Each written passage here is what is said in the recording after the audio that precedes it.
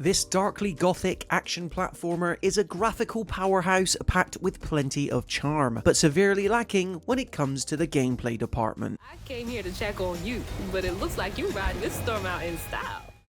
Stop motion or not, there's something markedly intriguing about the version of the American Deep South this latest first-party Xbox title presents. Unlike a lot of other action-adventure games that place you in more typical real-world locations, such as a metropolis or period of ancient history, South of Midnight refreshingly elects to use its unique location to frequently shed a light on a brand of southern culture and folklore that's gone relatively unexplored in AAA games up until now. The result is an appropriately gothic, yet oddly wholesome, platforming adventure that rapidly pulls you in with its world and characters. Hence why it's such a shame South of Midnight feels out of time and underbaked from a gameplay perspective, leaving me with the feeling that, aside from its standout visuals, inspired setting, and excellent soundtrack, I'd seen and done most of it before.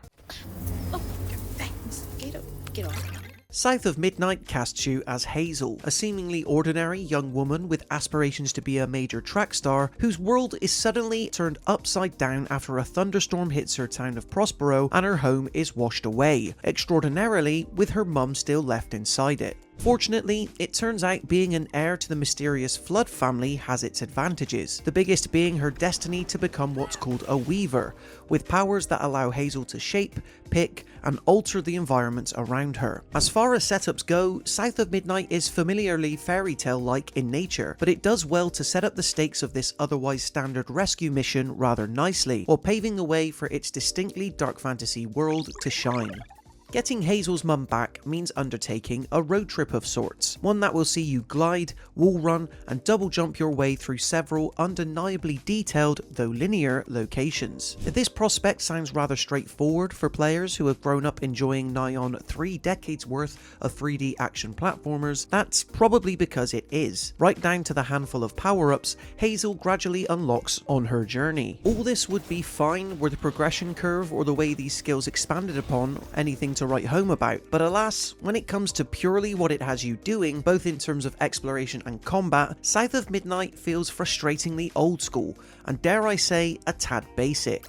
Thank heavens then that the way the game's absorbing narrative is presented is nothing less than stellar. Yes, as much talked about publicly, South of Midnight touts a stop-motion animation style that helps give cutscenes and certain environmental elements something of the unnatural and otherworldly about them. Even without this purposely dropped frame rate though, developer Compulsion Games has ensured that there's always something wonderfully special held within all 14 chapters you move through. From a sun-kissed sawmill surrounded by dangerous swampland to the inside of an old witch's nest where she's been known to lure missing children. There's an incredible amount of texture present in all of South of Midnight's levels, be it in the form of art style, sound design, or often both. Sadly, it's when you're forced to enter combat that such ingenuity comes to a screeching halt in favour of meticulous fight scenarios that rarely do anything more than harm the pace of the story. Engaging with sludge-like demons referred to here as haints isn't bad per se, but it's far from inspired. Taking them down requires Hazel to use her spindles and hooks as weapons rather than tools, hacking down their health bars in particularly monotonous fashion. You'd think that her ability to deploy skills usually reserved for traversal, such as a telekinetic burst, dash, or tether that can tie the creatures down, would offer up some combat variety,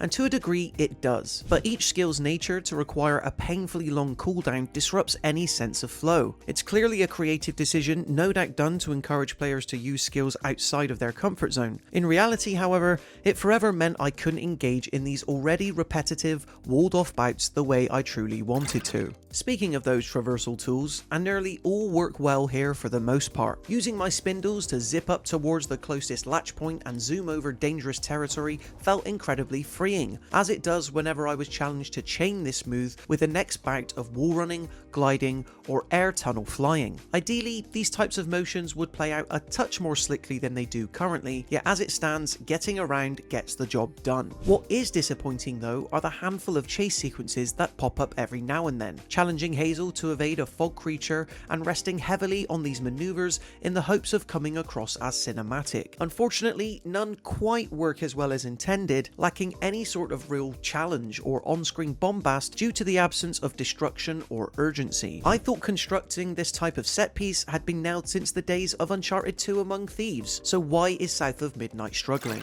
Fortunately, one aspect that never fails to be on point is the characterization of the American Deep South and the lashings of cultural touchstones it allows for. You only need look at Hazel herself for evidence of this, as the person that embodies the location's attitude, mood, and general outlook the most. Refreshingly, she's the kind of hero that is wonderfully earnest in her view of the world, and someone who is easy to empathize with. Though starting out as your standard fish out of water archetype, by the time the game's third and final act kicked into high gear and the true nature of the Flood family and the legacy of Weavers becomes apparent, I couldn't help but stay immersed in her story of self-discovery.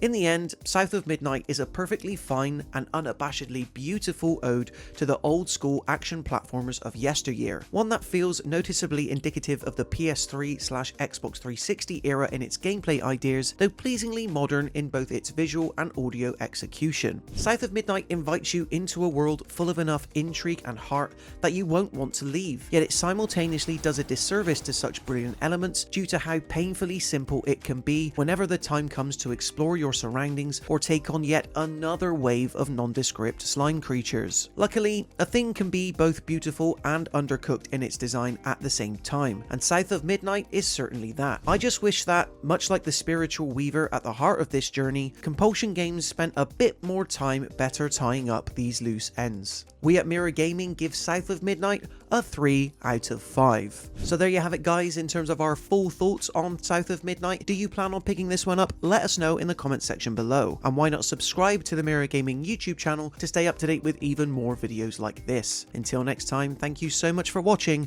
and I'll see you in the next one. He ain't paying attention.